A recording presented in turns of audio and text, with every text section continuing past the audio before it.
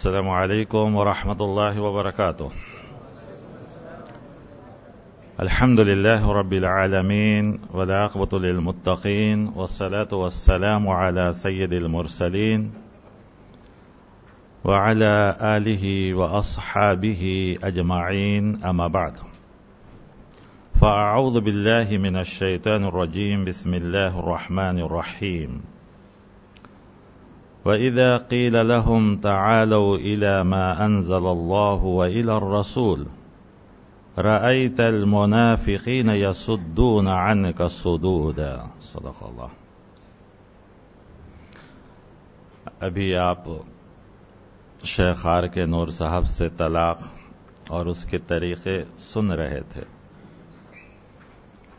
بہت اچھے طریقے سے ناصحانہ مدللانہ مقررانہ تقریر آپ نے سماعت فرمائی.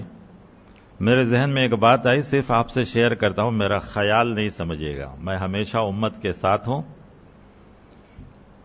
مثال کے طور پر آپ باہر جائیں، کوئی آپ سے پوچھے کہاں گئے تھے تو آپ کیا کہیں گے؟ آپ کہیں گے کہ IRGC گیا تھا، شیخ آر کے صاحب طلاق کے بارے میں تقریر کی ہے، یہی نہ کہیں گے؟ حالانکہ آر کے صاحب نے بار بار طلاق کا لفظ لیا.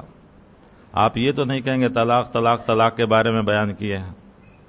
معلوم ہوا کہ ایک مجلس میں کئی بار کہی جائے تو وہ ایک ہی بہتر ہے،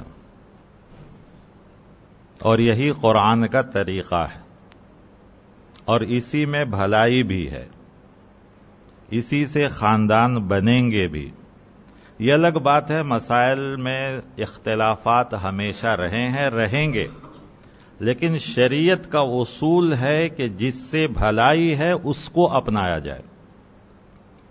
میڈیا میں آپ دیکھ رہے ہیں کہ تقریباً 1 مہینے سے سارا موضوع یہی ہے، بلکہ لوگوں نے اندازہ لگایا ہے کہ پوری دنیا میں جتنی میڈیا ہے 18 گھنٹہ اسلام کے خلاف بولتے ہیں. کتنے گھنٹے؟ 18 hours in 24 hours. سارا میڈیا، ایک میڈیا 18 گھنٹہ، گویا ہر میڈیا ہر چینل اتنے خلاف ہیں اسلام کے روزانہ. آج کل میڈیا کے جو ٹی وی اینکر ہوتے ہیں نا، ان لوگوں کو اپنا TRP بڑھانے کی خواہش ہو گئی ہے. اب TRP بڑھانے کے لیے ان کو سب سے بہترین موضوع اسلام ملتا ہے، کیونکہ یہ اتنا سلگتا ہوا موضوع ہے کہ ہر آدمی اس میں بڑی دلچسپی لیتا ہے. ایسے ایسے اینکرز جن کو طلاق کا لفظ اگر لکھنے کے لیے کہا جائے اردو یا عربی میں تو میں پوری گارنٹی دیتا ہوں کہ نہیں لکھ پائیں گے، لیکن وہ بھی کہتا ہے کہ قرآن میں ایسا ہے، حدیث میں ایسا ہے، ایسا ہے، ویسا ہے. ہوتا ہے نہیں ہوتا ہے؟ یاد رکھیے، یہ سب ایک بہت بڑی سازش ہے، اور انشاءاللہ جب تک ہم اور آپ مل کر رہیں گے کبھی کامیاب نہیں ہوں گے. شرط یہ کہ ہم مل کر رہیں. مسائل کے اختلافات ہیں، لیکن جب ایسے معاملات آتے ہیں تو ساری امت کو ایک ہونا چاہیے. ہمیں کبھی اختلاف ان مسائل میں نہیں کرنا چاہیے. میرا موضوع یونیفارم سول کوڈ ہے. میں زیادہ بات آپ سے نہیں کروں گا، صرف 3 یا 4 پوائنٹ، اور غالباً 8 بجے ختم کرنا ہے. سب سے پہلی چیز جو میں آپ سے شیئر کروں گا وہ ہے کہ دستور یعنی ہمارا جو کانسٹیٹیوشن ہے کیسے بنا اور کون لوگ اس میں تھے. آج پوری لوگ اپنا اپنا نام لیتے ہیں اور بابا صاحب امبیڈکر کو اپنی شان بڑھاتے ہیں کہ ہم نے ان کو یہ کیا، ہم نے ان کو یہ کیا. حقیقت یہ ہے کہ اگر اس وقت مسلمان نہ ہوتے تو بابا صاحب امبیڈکر کو دستور ساز اسمبلی یعنی جن لوگوں نے قانون بنایا اس میں ممبر بھی بنانے کے لیے تیار نہیں تھے. محمد علی جناح جو ابھی پاکستان نہیں بنا تھا، اس سے پہلے یہ سارے دستور بنے تھے، لاگو ہوا بعد میں، بنے تو بہت دن لگے اس میں. تو انہوں نے ایک مسلمان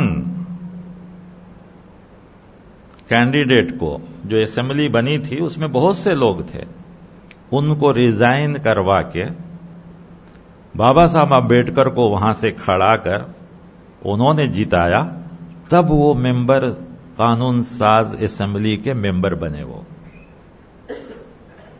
تو سوچ کر دیکھیے کہ کس نے ہمدردی کی بابا صاحب کے ساتھ؟ مسلمانوں نے کیا، ورنہ اس وقت دلت، کانگریس، یہ کانگریس اور یہ جو بھی تھے RSS، ہندو مہاسبھا، یہ تو ہرگز نہیں چاہتے تھے بابا صاحب اندر آئیں، اس لیے کہ بابا صاحب امبیڈکر ایک دلت تھے۔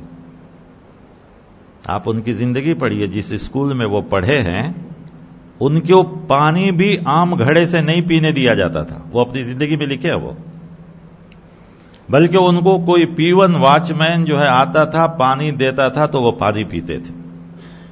وہ زندگی میں لکھتے ہیں کہ ایک دن واچ مین چھٹی میں تھا تو مجھے اسکول میں پانی پینے کے لیے بھی نہیں دیا گیا، اس لیے کہ وہ دلت تھے۔ اسی وجہ سے وہ مسلمان ہونے کے لیے بھی تیار ہو گئے تھے، لیکن مسلمان کیوں نہیں ہوئے؟ ہمارے آپس کے اختلاف کی وجہ سے، کہ ان کو کہا گیا کہ مسلمان بنو گے تو کیا مسلمان، شیعہ یا سنی؟ پھر سنی بنیں گے تو کون سا، حنفی، شافعی، مالکی، حنبلی یا یہ یا وہ جو بھی ہے۔ اس لیے وہ، ورنہ پٹنہ کے گاندھی میدان میں 2 لاکھ دلتوں کے ساتھ وہ ریڈی تھے کلمہ پڑھنے کے لیے، لیکن ان کا ذہن جب خراب کر دیا گیا تو وہ اپنے آپ کو بدھسٹ بنا دیا۔ لہذا آج بھی، ابھی چند ماہ پہلے گجرات میں کچھ دلت بدھسٹ بنے ہیں، مسلمان نہیں بنے، ورنہ اس سے پہلے دلت مسلمان بنتے تھے۔ تو دستور ساز اسمبلی یعنی ہمارا جو کانسٹیٹیوشن جو تیار ہوا، اس میں مسلمانوں کا بہت بڑا ہاتھ ہے۔ تو ہمارا جو کانسٹیٹیوشن ہے اس میں بہت سی چیزیں ہیں، میں اس کے لیے دستور کا لفظ بتاؤں، اردو میں اس کو دستور کہا جاتا ہے، ہمارے کانسٹیٹیوشن کو۔ تو اس میں بہت سے لا ہیں، کرمنل لا ہے، فنڈامنٹل رائٹس ہیں، لا اینڈ آرڈر ہے، یہ ہے وہ ہے، ساری چیزیں ہیں۔ ساتھ ہی ساتھ یہ پورا دستور بنا تو آخر میں کچھ ڈائریکٹو پرنسپلز، رہنمایانہ اصول، یعنی انہوں نے رہنمائی کی کہ ملک کی بھلائی کے لیے، ملک کی اچھائی کے لیے بھی ہمارے پاس کچھ اصول ہیں۔ وہ کتنے ہیں؟ ٹوٹل 49 ہیں۔ یہ جو ڈائریکٹو پرنسپل ہیں وہ کتنے ہیں؟ 49۔ اس میں ایک ہے آرٹیکل 44۔ اب آپ خود سمجھیے کہ اس کی کتنی اہمیت ہے کہ ٹوٹل 49 میں اس کا نمبر 44 ہے۔ گویا اس سے پہلے کتنے ہیں؟ 43 ہیں۔ پہلے اس پر عمل کرنا چاہیے ہے یا نہیں؟ بغیر 1 2 3 پہ عمل کیے ہوئے سیدھا جو ہے 44 کو چلے جا رہے ہیں۔ تو معلوم ہو کہ کچھ دال میں کالا ہے۔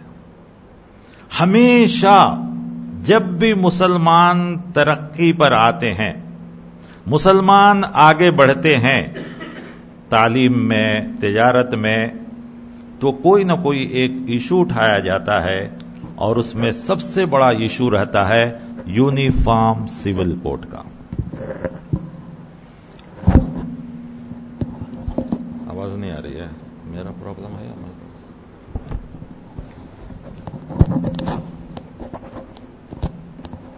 ٹھیک ہے؟ تو جب بھی مسلمان اس ملک میں ترقی کرتے ہیں، ان کی حالت اچھی ہوتی ہے، تو سب سے بڑا مسئلہ یہی اٹھایا جاتا ہے یونیفارم سول کوڈ کا۔ کیا ہے وہ آرٹیکل 44؟ اکثر آپ جانتے ہیں، ماشاءاللہ پڑھے لکھے لوگ ہیں، اس کے زیادہ تشریح کرنے کے بجائے ہم آگے بڑھتے ہیں۔ آج ہم سے کئی چیزیں پوچھی جا رہی ہیں۔ سب سے پہلے پوچھا جا رہا ہے کہ آپ اس ملک کے سارے قانون کو مانتے ہیں، کرمنل لا کو بھی مانتے ہیں، لا اینڈ آرڈر کو بھی مانتے ہیں، ٹیکس، یہ وہ جتنا ہے سب تو ہم مانتے ہیں نا، یہاں تک کہ جو ہمارا فنڈامنٹل رائٹس ہے وہ بھی مانتے ہیں، سب کچھ مانتے ہیں ہم تو کسی کا بھی نہیں انکار کیے۔ یہ بھی جو 49 ٹوٹل جو ہے ڈائریکٹو پرنسپل ہے، رہنمایہ اصول ہیں، ہم بھی اس کا انکار نہیں کرتے ہیں۔ ہم کبھی نہیں کہتے کہ ہاں اس کو دستور سے نکال دو، یہ دو۔ ہاں جب اس کا غلط استعمال ہوتا ہے تو ہم کہتے ہیں کہ نہیں، ہم اس کے خلاف ہیں، اور آپ تو کسی بھی چیز کو غلط استعمال کریں گے تو جو بھی عقل سلیم رکھتا ہے، کامن سینس رکھتا ہے، ضرور کہے گا کہ ہاں ہم اس کے خلاف ہیں۔ تو مسلمانوں کی یہ ہمیشہ سے کوشش رہی ہے کہ اس ملک کے ساتھ وفاداری، اس ملک کے ساتھ ہمدردی، محبت۔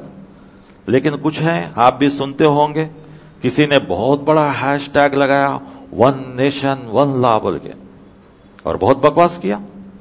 اور افسوس کہ جو یونیفارم سول کوڈ کے فیور میں ہیں وہ اچھے پڑھے لکھے لوگوں کو بلاتے ہیں، اور جو ہمارے مسائل ہیں پرسنل لا، ایسے لوگوں کو بلاتے ہیں جن کو میڈیا کی زبان نہیں معلوم، میڈیا میں کیسے بات کرنا وہ نہیں معلوم۔ کچھ دو علماء نے جب یوٹیوب کے ذریعے ایک نیا چیز تیار کر کے اور ان کے پورے سارے سوالوں کا جواب دیا، نتیجہ اس کو بند کروایا لوگوں نے یوٹیوب کو بول کر کے، تو معلوم ہوا کہ ان کو جواب ان کی زبان میں دینا چاہیے۔ لیکن آئیے پہلے ہم دیکھ لیں کہ یونیفارم سول کوڈ کیا ہے۔ وہ تو آپ جانتے ہیں کہ اس میں لکھا ہوا ہے کہ ملک کی بھلائی کے لیے، ملک کی ترقی کے لیے، ملک کی کامیابی کے لیے یکساں قانون، ایک جیسا قانون سارے سٹیزن، سارے ہندوستانی کے لیے بنایا جائے۔ یہ تو رہنمایانہ اصول ہے، جبکہ جو ہمارا فنڈامنٹل رائٹ ہے، جس کی اہمیت زیادہ ہے، جس کا حق زیادہ ہے، جس پر عمل کرنا ضروری ہے، اس میں ہم کو پوری اجازت، صرف مسلمان کو نہیں، اس ملک میں جتنے بھی مذہب کے لوگ ہیں، سکھ ہے، عیسائی ہیں، ہندو مت ہیں، ہندوؤں میں خود کتنے الگ الگ ہیں، پھر جو ہے جین مذہب ہے، بدھ مذہب ہے، سب کو یہ رائٹس دیا گیا ہے کہ اپنے اپنے مذہب پر عمل کریں، اپنے اپنے طریقے کو، اپنے اپنے کسٹمز یعنی رواج، رسم و رواج کو اپنے طریقے سے ادا کریں۔ یہاں تک کہ ہمارے ہی ملک کا حصہ ناگالینڈ ہے، میزورم ہے، ان کو بھی کچھ اختیارات دیے گئے ہیں۔ خود کشمیر میں جہاں اکثریت مسلمانوں کی ہے، ان کو بھی کچھ ان کے کسٹم، ان کے رسم و رواج کو پوری اجازت دی گئی ہے کہ آپ اس پر عمل کریں۔ لیکن جب یہ آئے گا تو اس کا مطلب یہ ہوگا کہ ہماری ساری چیزیں جس کے اوپر ہم کو پہلے ہی اجازت دی گئی ہے، اس کے اوپر پابندی لگائی جائے گی۔ بہت دنوں سے یہ لوگ انتظار میں تھے، وقتاً فوقتاً آتے رہے۔ اس سے پہلے 85 میں بھی ایسا ہی شاہبانوں کا کیس آیا اور اس پر بھی ہنگامہ ہوا، پھر 2005 میں بھی چند جو ہے چیزیں آئی اور اس پر بھی ہنگامہ ہوا، ساری چیزیں۔ جب میں نے کانسٹیٹیوشن یعنی ہمارے دستور کی تاریخ آپ کو بتلائی تو ساتھ ہی ساتھ مسلم پرسنل لا کا بھی طریقہ بتلا دوں کہ یہ کب وجود میں آیا۔ جب انگریز آئے تو انگریز ہزار ان کو ملک لوٹنے کی خواہش تھی، لیکن لوگوں پر ظلم نہیں کیے، یا ظلم بھی کیا تو جیسے ویسا ہی جیسا کہ ایک فاتح قوم کسی ملک کو فتح کرتا ہے تو جو ظلم کرتا ہے وہ کیا، لیکن مذہبی چیزوں میں انہوں نے دخل نہیں دیا۔ اور انہی کے دور میں مسلمانوں سے بھی انہوں نے درخواست کیا کہ آپ کے جو پرسنل لا ہیں، جیسے کہ شادی، بیاہ، نکاح، طلاق، خلا، ہبہ، عدت، وقف، یہ سب چیزوں کا آپ لوگ خود ایک قانون بنا کے دے دیجئے، ہم اس کے ذریعے سے کریں گے۔ خیر ایک کتاب تھی ہندوستان میں فتاوی عالمگیری، اس سے جو ہے ترجمہ انگریزی میں کیا گیا، ترجمہ کرنے والے کتنا دونوں زبان سے واقف تھے معلوم نہیں، کچھ ان سے غلطیاں بھی ہوئی، وہی کتاب جو ہے جس میں کورٹ میں دے دی گئی، انہوں نے وہی کیا۔ جب ہندوستان آزاد ہوا، یہ حکومت آئی جہاں اعلان کیا گیا کہ یہاں سیکولرزم رہے گا، جمہوریت رہے گی یعنی ڈیموکریسی رہے گی، تو ہم مسلمان خوشی سے اس ملک میں رہے اور ہم نے سب چیز کو مانا، حتیٰ کہ جب انہوں نے یہ بات اٹھائی تو ہم نے کہا کہ نہیں، ہمارا پرسنل لا ہے۔ پرسنل لا کا مطلب یعنی یہ قوانین جس میں کیا کیا آتے ہیں، نکاح، طلاق، ایلا، خلا، لعان اور عدت، نفقہ، وراثت، وصیت، ہبہ، رضاعت، حضانت، وقف۔ حضانت کہتے ہیں بچوں کی پرورش، وقف وغیرہ، یہ سارے مسائل پرسنل لا میں آتے ہیں۔ تو ہم سے سوال کیا جاتا ہے کہ آپ سارے قانون مان لیتے ہیں تو سول کوڈ کو کیوں نہیں مانتے؟ یونیفارم سول کوڈ کا انکار آپ کیوں کر رہے ہیں؟ اس لیے کہ دوسرے بہت سے قوانین ہیں جس میں ہم کو اختیارات ہیں۔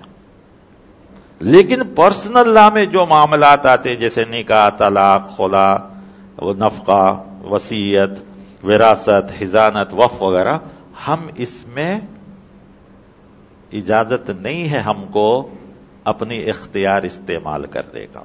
ابھی آپ نے آیتیں سنی، خاص کر طلاق کے بارے میں کہا گیا کہ جو لوگ تلک حدود اللہ، یہ اللہ تعالیٰ کے حد ہیں، یہ اللہ تعالیٰ کے حد ہیں یعنی بارڈر ہے.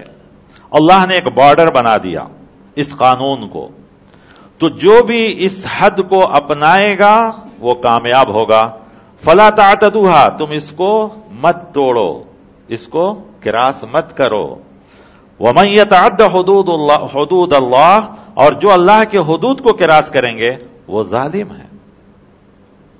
دوسرے قوانین جو ہیں اس میں ہم کو اتنی زیادہ یہ نہیں کی گئی، لیکن نکاح، طلاق، وراثت کی نقل کرنے کے بعد اللہ تبارک تعالیٰ نے سختی سے کے ساتھ کہا ہے کہ یہ تمہارے لیے ایک حد ہے اور ان حد کو تم کراس نہیں کر سکتے. ہر ملک کا ایک حد ہے، ایک بارڈر ہے، اور سب نے اپنے قانون بنائے ہیں. کیا ہم اور آپ انڈیا کے باہر بغیر یہاں کی پرمیشن کے یعنی دوسرے ملک کے ویزا دیے آپ کو ایئرپورٹ میں باہر جانے نہیں دے گا؟ ایک قانون ہے، ایک اصول ہے. تو یہ تو ان کا قانون ہے، انہوں نے اپنا حد بنا لیا ہے. تو اللہ تعالیٰ کا حد تو اس سے بڑی چیز ہے نا. اللہ کے حد کو ہم کیسے توڑ سکتے ہیں؟ اللہ تعالیٰ کے حد کو ہم نہیں توڑ سکتے. اسی لیے ہم اس کے لیے جان کی بازی تو لگا دے سکتے ہیں، لیکن اس قانون کے خلاف عمل نہیں کریں گے. اس لیے کہ اللہ تعالیٰ خاص کر ان قانون کے لیے، نکاح، طلاق، وصیت، وراثت کے لیے کہتا ہے یہ اللہ کے حد ہیں. طلاق کے لیے تو صرف اللہ تعالیٰ نے اتنا ہی کہا کہ وہ ظالم ہوں گے، لیکن وراثت کا نقل کرنے کے بعد تو اللہ تعالیٰ اس سے زیادہ سختی کے ساتھ کہا تلک حدود اللہ، یہ اللہ کے حد ہیں. ومن یطع اللہ ورسولہ، جو اللہ اس کے رسول کی اطاعت کرے گا، یدخلہ جنات تجری من تحتها الانہار خالدین فیہا، کہ ان کو جنت میں داخل کیے جائیں گے جس کے نیچے نہر وعدہ کیا. لیکن ومن یعص اللہ ورسولہ، جو اللہ اور اس کے رسول کی نافرمانی کریں گے ان قوانین میں، تو اللہ تعالیٰ کہتے ہیں وَيَتَعَدَّ حُدُودَهُ، اور اس کے حد کو توڑیں گے ہم ان کو جہنم میں داخل کریں گے جس میں وہ ہمیشہ ہمیشہ رہے گا. کون مومن ہوگا جو اسی اسلام پر عمل کرنے کے لیے ساری دنیا ہماری مخالفت کرتی ہے؟ تو معمولی سی ان قانون کو ہم چھوڑ کر ہم کیوں خواہ جہنم کو پسند کریں گے؟ کوئی مسلمان نہیں پسند کرے گا. اسی لیے ہم سختی سے کہتے ہیں کہ ہم کسی بھی ملک میں رہیں گے اپنے پرسنل لا پر عمل کریں گے. اور یہ صرف ہندوستان کی بات نہیں ہے، دنیا میں جہاں بھی مسلمان رہتے ہیں وہ اپنے ہی پرسنل لا پہ عمل کرتے ہیں. ان چیزوں کو اور کسی قانون کو مانے، آپ روڈ پہ کہیں کہ لیفٹ میں جاؤ ہم جائیں گے، کوئی بات نہیں، رائٹ میں جاؤ کوئی بات نہیں، ڈرائیونگ آپ رکھیں، کچھ بھی رکھیں، کسٹم ہے آپ کا جو ہے لا اینڈ آرڈر ہے، یا آپ ٹیکس جتنا لیتے ہیں، سب مسلمان اس کا کبھی انکار نہیں کرتا. وہ ہماری زکوٰۃ سے بڑھ کے بھی رہے گا، کوئی بات نہیں، ہم کو وہاں اجازت ہے. ایسی سختی نہیں کی گئی ہے، بلکہ ان قانون کے لیے کہا گیا کہ نہیں، خبردار، آپ کو یہی عمل کر رہا ہے. اور اب اس میں کیا وجہ ہے کہ اللہ تعالیٰ نے صرف انہی قانون کو؟ تو بس ہمارے پاس صرف ایک ہی جواب ہے کہ اللہ تبارک تعالیٰ نے ہم کو پیدا کیے ہیں اور اللہ تعالیٰ یہ قانون بنائے ہیں، تو ہمارے لیے یہ قانون زیادہ بہتر ہے. تو سب سے پہلی چیز یہ رکھیے کہ یونیفارم سول کوڈ میں یہ کہا گیا کہ سارے، حالانکہ یہ ناممکن ہے. میں آج صاف کہتا ہوں کہ جب بھی مسلمان ترقی پر ہوں گے ایسے مسائل آئیں گے ہم کو پریشان کرنے کے لیے، ورنہ یہ سول کوڈ کسی بھی حالت میں اس ملک میں نافذ نہیں ہو سکتا. اس لیے کہ اس سے صرف مسلمانوں کا ہی نقصان نہیں ہے، دوسرے مذہب والوں کا بھی نقصان ہے.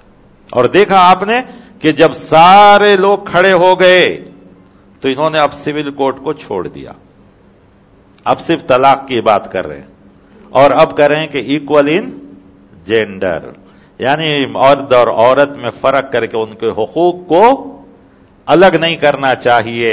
اور ایک بیوقوف ٹی وی اینکر کو میں نے دیکھا کہ مثال بتا رہا تھا جس کا میں نے ذکر جمعہ میں بھی کیا. وہ کہتا ہے کہ دیکھیے فلاں ملک ہے، وہاں اس لیے ترقی ہوئی کہ وہاں ایکول ان جینڈر ہیں، یعنی مرد عورت کے حقوق الگ الگ نہیں ہے، سب برابر، اور اس ملک کا نام لے کے کہتا ہے۔ میں اس سے کہتا ہوں کہ اس کے علاوہ کتنے مسلمان ملک ہیں جہاں باقاعدہ مرد اور عورت کے حقوق ویسا ہی ہیں جیسے اسلام کے مطابق ہیں اور کافی ترقی یافتہ ہیں، بلکہ ہمارا ملک معمولی ایک چھوٹا سا ملک ملیشیا جیسا ترقی کر جائے تو بس ہے، نہیں کر سکتا ہے۔ تو یہ ایک بہانہ بنا رہے ہیں کہ اس کی وجہ سے شاید ترقی نہیں ہو رہی ہے، اور اس کا بہانہ یہ کہ مسلمان اور مسلمان عورتیں بیکورڈ ہیں، پیچھے ہیں۔ ایک ہفتے کا پیپر صرف آپ اٹھا کے دیکھ لیجئے، کل کے پیپر میں دیکھیے 2 واقعات ہیں کہ ہندو عورت کو جلایا گیا ہے نا، طلاق نہ دے سکتا تھا وہ بھی عورت لائر تھی، تو پرابلم ہوا، دیکھا اس نے دوسری شادی کر لی تھی، اب چونکہ نہیں تھا کوئی راستہ، رہے گی معاملہ ہوگا، تو سیدھا اس نے کیا کیا؟ تو ابھی آر کے صاحب بتا رہے تھے کہ طلاق نعمت ہے، یقیناً اس عورت کو اگر وہ طلاق دے دیتا تو وہ کسی اور سے شادی کر لیتی، اس کے لیے نعمت ہے یا نہیں؟ خیر اس کے لیے ہے یا نہیں، ہمارے وزیر اعظم کی بیوی کے لیے تو ضرور نعمت ہوتا، اس لیے کہ یہ چائے بیچنے والا تھا اور اس کی بیوی پڑھی لکھی تھی۔ یہ چائے بیچ کے جب وزیر اعظم بن سکتا ہے تو پڑھی لکھی بیوی کسی پریزیڈنٹ کی بیوی بن سکتی تھی، اگر طلاق دیتا تو یا چھوڑ دیتا تو۔ نہیں دیا، جس کا نتیجہ ہو کہ وہ بیچاری اپنی پوری زندگی برباد کر دی۔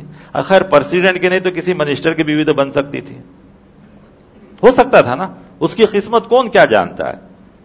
تو لہذا یاد رکھیے اس وقت جو ہے طلاق ضرور ہمارے لیے نعمت ہے، کیونکہ شادی بیاہ ایک دل کی الفت، محبت، دل کے تعلق کا ہے۔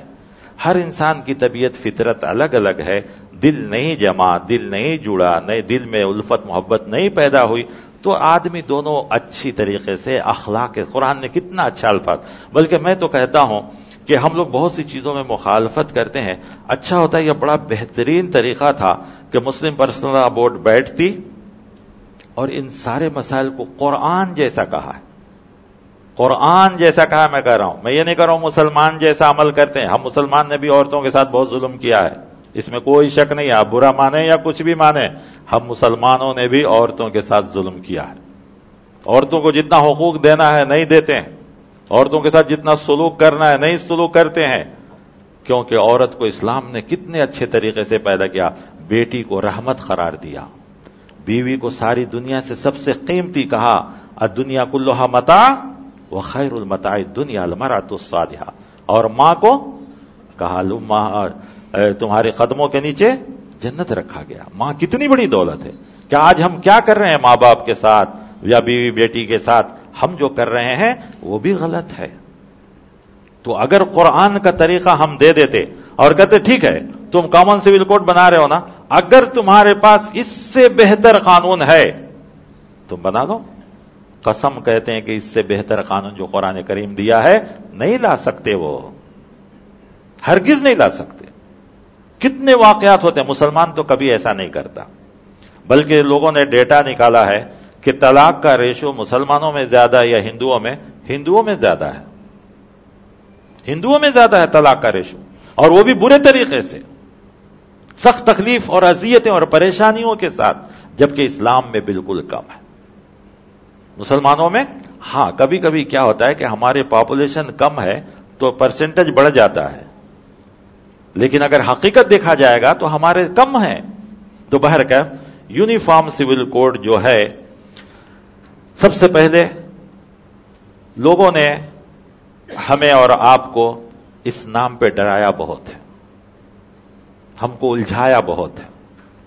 ہمیں اور آپ کو چاہیے کہ جو لوگ جیسے مسلم پرسنل لا بورڈ ہے وہ لوگ یہ کام کریں، ہمارا اور آپ کا کام شریعت پہ عمل کرنا ہے۔ ہم اگر شریعت پر عمل کریں گے تو کوئی ہم کو ڈرا دھمکا نہیں سکتا۔ اور دوسری چیز یہ کہ کیا یونیفارم سول کوڈ بن سکتا ہے، کیا اس ملک میں آ سکتا ہے، کیا یہ ناممکن ہے، یہ اچھی طرح یاد رکھیے، ناممکن ہے۔ وہ پارلیمنٹ میں میجارٹی لے لیں، راجیہ سبھا میں بھی میجارٹی لے لیں، تب بھی نہیں بن سکتا ہے، اس لیے کہ اس سے نقصان صرف مسلمانوں کا ہی نہیں، دیگر دوسرے مذہبوں کے ماننے والوں کا بھی ہے۔ تو بہرکیف میں نے کہا کہ اب وہ لوگ کامن سول کوڈ کو بھول گئے ہیں، اب ایک چیز نکال رہے ہیں کہ ایکول ان جینڈر، یعنی مرد اور عورت کے حقوق برابر ہونا چاہیے۔ یاد رکھیے دنیا کے بڑے بڑے ممالک ہیں جہاں مرد اور عورت کے حقوق برابر ہیں، لیکن وہاں کہیں بھی ریلیجن نہیں ہے، یہاں تک کہ یورپ اور امریکہ بھی ریلیجن میں وہ لوگ بھی دخل نہیں دیتے، تو کہتے نہیں جس کو جو مذہب فالو کرنا ہے مذہب فالو۔ ہاں ان کے یہاں مرد اور حقوق میں کیا ہے؟ تنخواہوں میں، کام کرنے میں، نوکریوں میں، ایجوکیشن میں، ہیلتھ میں، ان سب چیزوں میں ہے کہ مرد اور عورت کو فرق نہیں کرنا چاہیے۔ ہمارے ملک میں یہ بات ہو رہی ہے تو سب سے پہلے میں پوچھتا ہوں آپ سے تھوڑا سا وقت، کیونکہ بہت دیر سے آپ بیان سن رہے ہیں، آپ سب سے زیادہ مشہور یہاں کیا کھیل ہے؟ کرکٹ ہے۔ مردوں کی بھی ٹیم ہے، عورتوں کی بھی ٹیم ہے۔ کتنے لوگ جانتے ہیں عورتوں کی ٹیم کو؟ کون کیپٹن ہے، کون پلیئر ہے، کوئی جانتا ہے کیا؟ شاید ہمارے منسٹر کو بھی معلوم نہیں ہوگا۔ کیوں؟ تو خود ظلم تو وہ لوگ کر رہے ہیں۔ دونوں کھیل ہے نا، دونوں بھی کھیل رہے ہیں۔ ہاکی ہمارا نیشنل گیم ہے، مردوں کی بھی ٹیم ہے، عورتوں کی بھی ٹیم ہے۔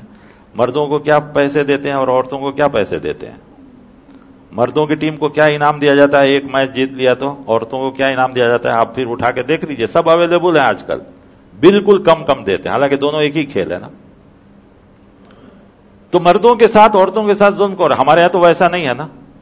ہمارا قرآن تو کہتا ہے والمؤمنون والمؤمنات بعضهم اولیاء بعض۔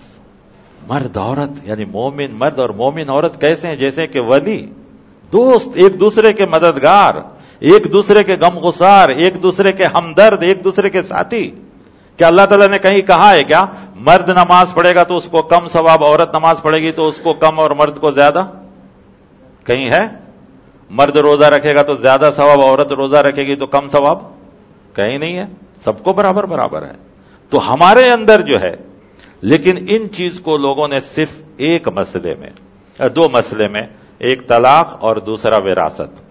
طلاق میں یہ کہ مرد کو طلاق کی اجازت ہے، عورت کو نہیں ہے، حالانکہ ابھی آر کے صاحب نے آپ کو بتلایا کہ لفظ طلاق نہیں ہے، لیکن اس کے بدلے میں دوسرا لفظ خلا ہے، اس کو بھی پوری اجازت ہے کہ اگر وہ شوہر کے ساتھ نہیں رہ سکتی ہے تو خلا لے کے الگ ہو جائے۔ اب رہ گیا کہ طلاق کا لفظ کیوں نہیں دیا گیا؟ تو طلاق ایک ایسا لفظ ہے کہ یہ بولنے سے واقع ہو جاتی ہے، اسی لیے علماء کے اختلافات آپ نے دیکھا کہ کسی نے کہا واقع ہو جائے گی، کسی نے کہا واقع نہیں ہوگی، اس حالت میں ہوگی، لیکن لفظ ہی ایسا ہے کہ واقع ہو جاتی ہے۔ اگر عورت کو دیا جائے، دیکھیے شریعت میں نہیں ہے، میں کہہ رہا ہوں نفسیاتن طور پر اگر عورت کو دیا جائے تو اب تک ہم سب کئی بار طلاق لے لیے ہوتے۔ کیوں؟ اس کی وجہ ہے عورت بہت سے مرحلوں سے گزرتی ہے۔ نفسیاتی اعتبار سے آپ بہت بڑے لوگ جو ماہر نفسیات ہیں، سائیکالوجسٹ، انہوں نے تحقیق کیا ہے کہ خصوصاً اسلام نے جو کہا ہے نا عورت کو پیریڈ کی حالت میں طلاق نہ دو، کیوں؟ سب سے زیادہ ٹینشن عورت کو ان دنوں میں ہوتا ہے، پھر چولہے پہ رہتی ہے۔ آپ ذرا ایک دن کھڑے کے دیکھیے چولہے پہ، نال میں نمک کم ہے تو بتا رہے تھے آر کے صاحب کہ لوگ طلاق دے دیتے، چولہے پر کھڑیں گے تو شاید روزانہ 10 طلاق دیں گے آپ، لیکن عورت صبر کرتی ہے۔ تو اسی لیے نفسیات کے اعتبار دیکھیے، ہمارا دین انسانوں کا بنایا ہوا قانون نہیں ہے، اللہ کا بنایا ہوا قانون ہے، اور اللہ جانتا ہے کہ مرد کی نفسیات کیا ہے، عورت کی نفسیات کیا ہے، لہذا جو لفظ جس کو دینا تھا وہ احکم الحاکمین ہے۔ ہمارے لوگ قانون بنائے، ہمارے ملک کے قانون میں اب تک 80 بار سے زیادہ تبدیلی ہو گیا ہے، ہوا نہیں ہوا؟ لیکن قرآن میں کبھی کوئی تبدیلی ہوا نہیں، اور کبھی بھی نہیں ہو سکتا ہے۔ 1400 سال ہو گئے اور بھی 1400 سال ہوں گے، ہمارے ملک کا قانون ہمارے ملک میں ہی رہے گا، کسی دوسرے ملک میں نافذ ہو سکتا ہے نہیں، لیکن قرآن دنیا کے ہر ملک میں نافذ ہو سکتا ہے، اس لیے کہ یہ نیچر کے مطابق ہے، فطرت کے مطابق ہے، عادت کے مطابق ہے، اور بنانے والا اللہ تعالیٰ ہے۔ آپ جیسے پڑھے لوگوں کے لیے وہ مثال مناسب نہیں ہے، لیکن پھر بھی میں دے دیتا ہوں۔ آج ایک معمولی سا موبائل ہے نا، ہر کمپنی کی موبائلیں ہیں، سب کے مینول بک ہوتے ہیں، کوئی آدمی کبھی ایک کا مینول بک دوسرے موبائل کے لیے یوز نہیں کرتا ہے، کیوں بھائی؟ سب موبائل تو وہی کام کرتے ہیں نا، پھر کیوں نہیں یوز کر سکتے؟ نہیں، ہم کہتے ہیں کہ نہیں یہ فلاں کمپنی ہے، فلاں کمپنی کا بنانے والا اس کے الگ چیز ہے، اس لیے اس کا مینول بک ہی یوز کرنا بہتر، کہتے نہیں کہتے ہیں؟ ورنہ پوری، اچھا پھر اس میں ماڈل الگ الگ ہے تو بھی مینول بک الگ الگ ہے، حالانکہ ماڈل میں کتنا زیادہ فرق ہوتا ہے، سارے آپریٹرز تو وہی ہوتے ہیں، تھوڑی چیزیں جو الگ ہوتی ہیں، لیکن کیوں ہم اس کو فالو کرتے ہیں؟ اس لیے کہ وہ بنایا ہے، وہ بہتر جانتا ہے کہ اس میں کیا کیا آپشنز ہیں، کیا کیا چیزیں ہیں۔ تو اللہ تعالیٰ ہم کو بنایا، اللہ تعالیٰ بہتر جانتا ہے کہ اس کو کیا کیا ضرورت تھی، کیا کیا استعمال کرنا ہے، کیا کیا اس کو حکم دینا ہے، کون سا لفظ کس کو دینا، کون سا لفظ کس کو نہیں دینا، یہ اللہ کا حکم ہے۔ اللہ بہتر جانتا ہے ہم کو مرد کے نفسیات کیا ہے، عورت کے نفسیات۔ اور یہ کتنے پاگل لوگ کہتے ہیں کہ نہیں مرد اور عورت کو برابر ہونا چاہیے، تو پھر دونوں کا نام ایک ہی رکھو نا، کیوں مرد اور عورت رکھتے ہیں؟ دونوں کا ایک ہی نام رکھو، یا تو عورت رکھو سب کا نام، یا تو مرد رکھو سب کا نام۔ لیکن ہم دیکھ رہے ہیں کہ دونوں پیدائش میں الگ ہیں، رہن سہن میں الگ ہیں، بات چیت میں الگ ہیں، چلنے پھرنے میں الگ ہیں، جسمانی اعتبار سے الگ ہیں، طبیعتیں الگ ہیں، سب کچھ الگ الگ ہے، تو پھر کیسے دونوں ایک ہو سکتے ہیں؟ اصل اسلام کا اصول ہے، ہمیں اور آپ کو بھی سمجھنا چاہیے کہ کامن سول کوڈ ہم کیوں نہیں مانتے؟ اس لیے کہ کامن سول کوڈ کا جو یہ جملہ کہ دونوں کو ایکول ہونا چاہیے، ایکول رائٹس ہونا چاہیے، یہ غلط ہے، یہ نہیں ہو سکتا، فطرت کے خلاف ہے، نیچر کے خلاف ہے، یہ نہیں ہو سکتا۔ کیوں نہیں ہو سکتا؟ اس لیے کہ اللہ تعالیٰ نے دونوں کو الگ الگ بنایا ہے، دونوں کی سوچ الگ ہے، دونوں کی سمجھ الگ ہے، دونوں کی ساری چیزیں الگ ہے، لہذا یہ نہیں ہو سکتا۔ اسلام نے جو یہ حقوق رکھے ہیں اس میں دو چیزیں ہیں، ایک ہے عدل اور ایک ہے مساویانہ طریقہ، عادلانہ اینڈ مساویانہ، یعنی ایکول اور ساتھ ہی ساتھ عدل، یہ دو الگ الگ چیزیں ہیں۔ لوگ اگر اس کو سمجھ لیں تو کبھی بھی شریعت کے بارے میں غلط نہیں سوچیں گے۔ شریعت کا قانون کہیں عدل کے بنا پر ہے، یعنی انصاف کی بنا پر ہے، اور کہیں برابری کی بنا پر ہے۔ دونوں میں فرق کیا ہے؟ عدل کہتے ہیں برابر برابر دینے کو عدل نہیں کہتے۔ برابر برابر دینے کو یعنی دو آدمی ہے، دونوں کو 50 روپے دینا، یہ عدل نہیں ہے، یہ انصاف نہیں ہے۔ یہ عدل کہتے ہیں جس کو جتنا حق ہے اتنا دینا، یہ عدل ہے۔ یہی فرق ہے، سمجھنا ہے ہم کو۔ عدل کسے کہتے ہیں؟ انصاف، جس کو جتنا حق ہے اس کو دینا، یہ انصاف ہے۔ جبکہ مساویانہ، ایکول جسے ہم کہتے ہیں، وہ الگ چیز ہے۔ اور ایکول اگر آپ ہر جگہ لائیں گے تو کام نہیں چلے گا۔ جیسے کہ آپ نے ابھی تھوڑی دیر پہلے چائے پی ہے نا، تو اس میں عدل ہے یا مساویانہ ہے؟ بولیے، عدل ہے۔ مساویانہ رکھیں گے تو چائے ہی نہیں بنے گی۔ مساویانہ کے معنی برابر برابر، ایکول، جتنی چائے کی پتی اتنا ہی شکر، اتنا ہی دودھ، اتنا ہی پانی، چائے اچھی رہے گی۔ وہاں عدل ہے، انصاف، جتنا چائے کی پتی کا حق ہے اتنا رکھیے، پانی کا جتنا حق ہے اتنا رکھیے، دودھ کا جتنا حق ہے اتنا رکھیے، تب چائے اچھی بنے گی، ہے یا نہیں؟ تو یہ عدل ہے کہ جس کا جتنا حق ہے اس کو اتنا حق دو۔ تو اسلام میں کہیں کہیں مرد اور عورت کا حق عادلانہ ہے اور کہیں کہیں مساویانہ ہے۔ عبادت کریں گے، ایمان لائیں گے تو یہ نہیں کہا جائے گا کہ مرد کا ایمان مضبوط ہے، عورت کا ایمان کمزور ہے، نہیں، وہاں دونوں برابر ہیں۔ عبادت کریں گے، دونوں کو ثواب برابر ہے، وہاں کہیں کبھی کم نہیں کیا گیا۔ مقام، مرتبہ، یہ نہیں کہا گیا کہ مرد عمل کریں گے تو ان کو الگ جنت ہے، عورت عمل کرے گی تو ان کو الگ جنت ہے، کم کیٹیگری کا نہیں، جیسا کہ یہ دنیا میں کر رہے ہیں، نہیں، بلکہ ان کو سب برابر ملے گا۔ قرآن کریم کی دوسری آیت ہے، وَمَن يَعْمَلْ مِنَ الصَّالِحَاتِ مِن ذَكَرٍ أَوْ أُنثَىٰ وَهُوَ مُؤْمِنٌ فَلَنُحْيِيَنَّهُ حَيَاةً طَيِّبَةً، کہ جو بھی مرد اور عورت ہے اگر وہ نیکی کرے گی تو ان سبوں کو برابر کا درجہ ملے گا، سبوں کو جنت میں داخل ہے۔ تو یہاں اللہ تعالیٰ نے کیا رکھا؟ مساوی، ایک جیسا کہا، کوئی فرق نہیں کیا۔ لیکن حقوق میں ان چیزوں کو الگ الگ رکھا، اس لیے کہ وہ احکم الحاکمین ہے، وہ بہتر جانتا ہے کہ مرد کی کیا ضرورت ہے۔ مثال کے طور پر اب تو طلاق کا مسئلہ چل رہا ہے، حقیقت تو ان کی نیت کامن سول کوڈ لانے کی تھی، اس لیے ان کے ایجنڈے میں تھا، لیکن دیکھے کہ معاملہ کھٹائی میں پڑ گیا، مسلمان ہوشیار ہو گئے، دوسری قوم والے آ گئے، تو اب بھول کر اب صرف طلاق کی بات کر رہے ہیں۔ انشاءاللہ وہ بھی نہیں ہوگا، اگر ہو جاتا تو اس کے بعد وہ لوگ وراثت کا مسئلہ اٹھاتے، انہیریٹنس، وراثت جس کو کہتے، کیونکہ ان کو بھی یہ لوگ بار بار کہتے ہیں یہ کیا اسلام ہے، کہتا ہے کہ بہت اچھا مذہب، بہترین مذہب، ایسا وہ حق اور ساری چیزیں، لیکن ایک ہی باپ کے اولاد میں بیٹے کو 2 حق دیتا ہے، بیٹی کو 1 حق دیتا ہے نا؟ وراثت تو یہی ہے، کہنے میں تو صحیح بات لگ رہی ہے، لیکن کیوں دیا اسلام نے یہ وہ بہتر جانتا ہے، اس لیے کہ اس نے پیدا کیا ہے۔ اب یہاں پر جو ہے حقوق ڈیوٹی کے اعتبار سے ہے، کیوں مرد کو 2 حق دیے گئے اور کیوں عورت کو 1 حق دیا گیا؟ اس لیے کہ مرد کے اوپر کئی ذمہ داریاں ہیں، مرد کے اوپر کئی ذمہ داریاں ہیں، مرد کو خود اپنی ذمہ داری دیکھنی ہے، ماں باپ کو بھی دیکھنا ہے، رشتہ داروں کو دیکھنا ہے، شادی ہو گئی تو بیوی کو دیکھنا ہے، بچے ہو جائیں گے تو پھر بچوں کو دیکھنا ہے، جبکہ لڑکی کے اوپر کوئی ذمہ داری نہیں، جب تک وہ بیٹی ہے ماں باپ کے حوالے ہے، بیوی ہے شوہر کے حوالے ہے، ماں ہے بچوں کے حوالے ہے، یعنی لڑکی ہے تو اس کا خرچ کون اٹھائے گا؟ ماں باپ اٹھائیں گے، بیوی بن جائے گی تو اس کا خرچ کون اٹھائے گا؟ شوہر اٹھائے گا، ماں بن جائے گی تو اس کا خرچ بچے اٹھائیں گے، اس کے اوپر کوئی ذمہ داری ہے کیا؟ بلکہ کل کے دن اس بہن کو کچھ تکلیف ہو جائے تو اس کی ذمہ داری بھی کس کے اوپر ہے؟ بھائی کے اوپر، لیکن بھائی کی ذمہ داری بہن کے اوپر تو نہیں ہے نا۔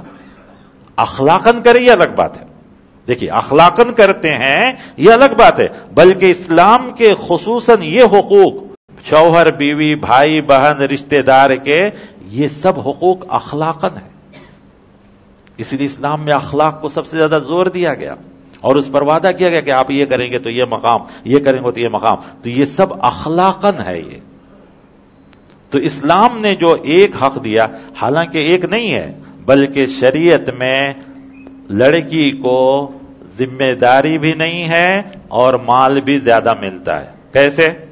لڑکے کو تو صرف باپ کے پیسے میں ملا، باپ کے مال میں، جبکہ لڑکی کو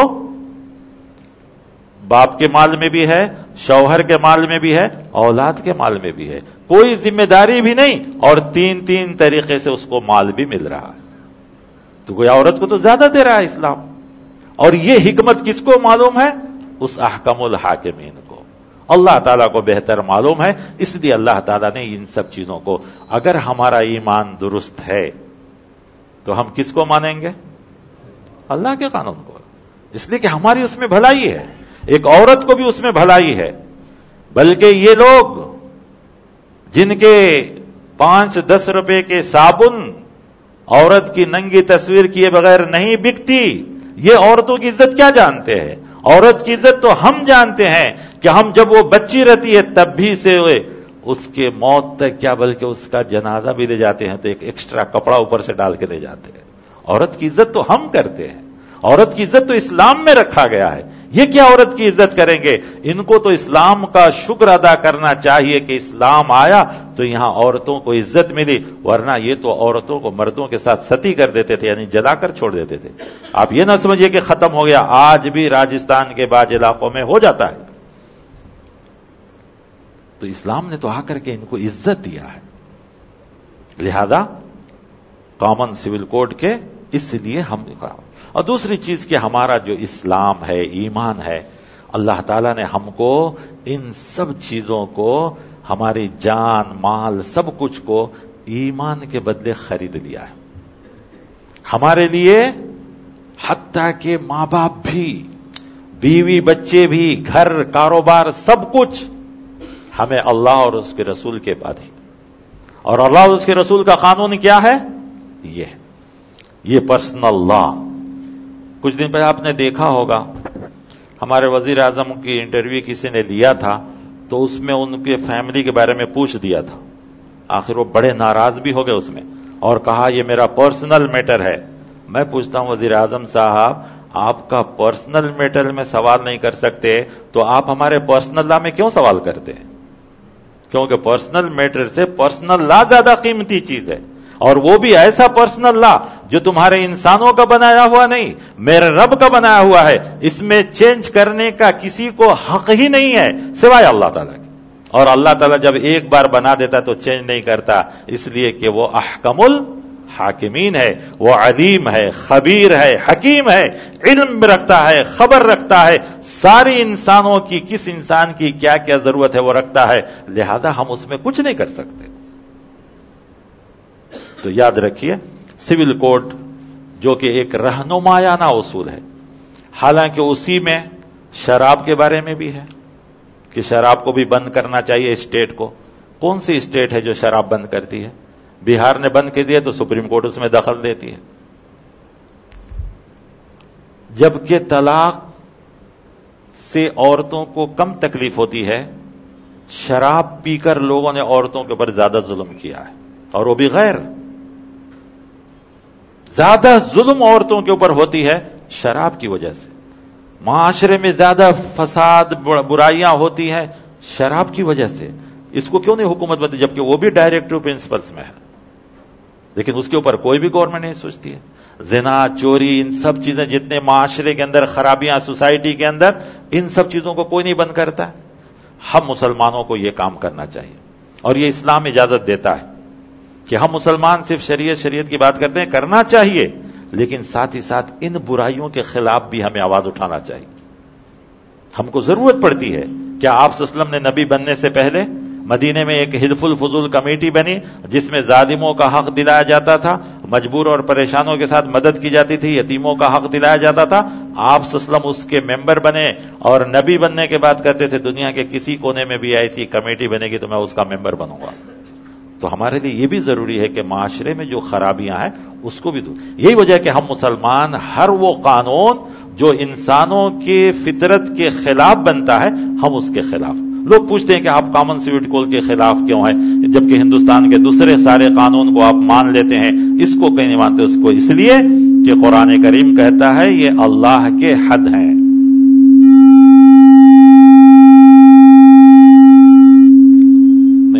مطلب یہ مائک بھی بتا رہا ہے وقت ہو گیا ہے بول کے ختم کرنے کے لیے کر، آپ پریشان نہیں. تو یہ جو میں بتا رہا تھا کہ جب ان کا بنایا ہوا قانون کو ہم یہ نہیں کر سکتے تو اللہ رب العالمین جو احکم الحاکمین ہے ان کے قانون کو کون بدل سکتا ہے؟ اور ہم نے دیکھا ہے کہ اس قانون پر جتنے عمل کیے ہیں سب کی زندگیاں کامیاب گزری ہے. دوسرے قانون پر عمل کیے تو ان کو ناکامی ملی ہے. تو ہم اس قانون پر عمل کریں گے جس میں ہم دنیا میں بھی کامیاب ہوں گے، آخرت میں بھی کامیاب ہوں گے. اسی لیے ہم کامن سول کوڈ کے خلاف ہیں. خواہ وہ کسی کے لیے بھی بنایا جائے ہم اس کے خلاف، یعنی مسلمان اس کے خلاف ہیں، اور مسلمان ہمیشہ اس کے خلاف ہی رہیں گے، خواہ وہ کسی ایک مسئلے کے لیے بنے یا کسی مسئلے کے لیے. اور یہ سب چیزیں اس وقت ہو سکتی ہے جب مسلمان متحد ہو.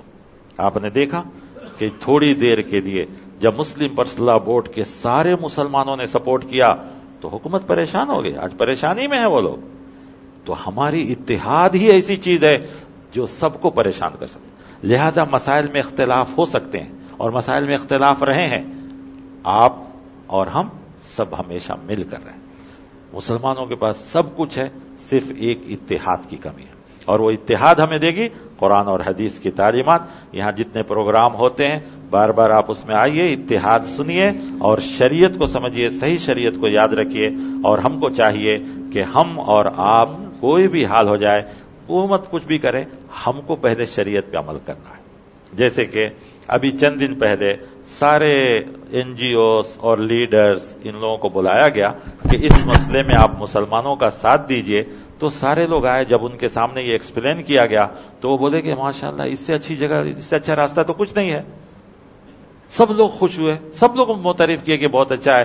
البتہ ایک آدمی سوال کیا کہ آپ جو قرآن اور حدیث کی بات کر رہے ہیں یہ بالکل صحیح ہے، لیکن مسلمان اس پر اوپر کتنا عمل کرتے ہیں؟ تو ہمیں اور آپ کو عمل کرنا ہے۔ اللہ تعالیٰ مجھے بھی توفیق دے، آپ کو بھی توفیق دے، سب کو اس بات پر توفیق دے کہ ہم شریعت پر عمل کریں اور شریعت پر عمل کر کے دنیا میں بھی کامیاب ہوں، آخرت میں بھی کامیاب ہوں۔ وآخر دعوانا الحمدللہ رب العالمین، السلام علیکم ورحمۃ اللہ وبرکاتہ۔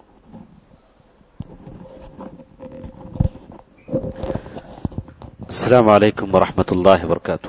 محترم حضرات، بہت ساری مفید باتیں ہم نے شیخ محترم سے سنا۔ اللہ تعالیٰ شیخ محترم کے علم و فضل میں برکت عنایت فرمائے اور ہمیں ان باتوں پر عمل کرنے کی توفیق دے۔ خاص کر ایک بات میں آپ تمام حضرات کے سامنے کہہ دوں، ابھی بھی اس معاملے کی بہت ساری باتیں ایسی ہیں جو ابھی بھی جن کا حل ہونا بہت ضروری ہے۔ جیسے خلے کی بات آتی ہے تو ابھی بھی خلے کے لیے پھر طلاق کی شرط رکھی جاتی ہے، یعنی شوہر کی طرف سے موافقت ہو، تو پھر معاملہ پھر وہیں اٹکتا ہے۔ تو ایسا لگتا ہے کہ پھر بھی عورت کو وہ آزادی نہیں ہے خلے کے طور سے جو اصل اسلام نے اسے عطا کی تھی۔ ایسے بہت سارے معاملات ہیں جو ابھی بھی حل ہونے باقی ہیں، اور بہت ساری باتیں ہم نے اس مجلس میں سنا، اور ہم دینی شعور اپنے اندر پیدا کریں اور اسلامی قانون اور اسلام کا جو قانون ہے نکاح کا، طلاق کا، یہ سارے قوانین اور اصول جاننے کی ہم کوشش کریں۔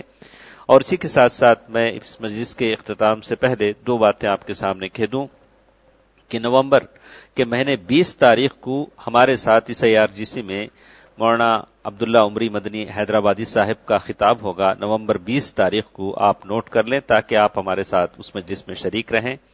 اور اسی طرح دستخطی مہم جو ہم چلا رہے ہیں مسلم پرسنل لا کے تائید میں، وہ بہت سارے دستخط تو ہو چکے ہیں، ابھی بھی باہر فارم موجود ہے، جاتے جاتے اس میں آپ اپنا دستخط کرنا نہ بھولیں۔